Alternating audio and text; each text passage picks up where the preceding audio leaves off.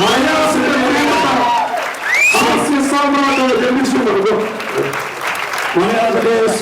ഏറ്റവും പ്രിയപ്പെട്ട മഹാനടൻ സുജയ് ശ്രീകുമാർ അദ്ദേഹം പഠിച്ച മാളി മാഡിസന്റെ ക്യാമ്പസിൽ ഇതും ഒരു ചരിത്ര നിമിഷം സാക്ഷ്യമായി നമ്മൾ ഓരോരുത്തരും മലയാളത്തിന്റെ അമ്പതിൽ ഇന്ത്യൻ സിനിമയുടെ ശ്രീ ജഗദീഷ് ശ്രീകുമാർ അന്തരിച്ചത്.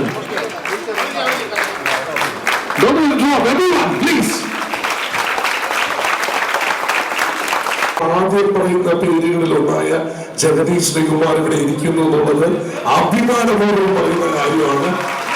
തീർച്ചയായും പിതാക്കന്മാർ രണ്ടുപേരും ഇവിടെ ഉണ്ട്. അവർ രണ്ടുപേരും ഞാൻ വേദിയിലേക്ക് സ്വാഗതം ചെയ്യുകയാണ്. ഞാൻ ഒപ്പം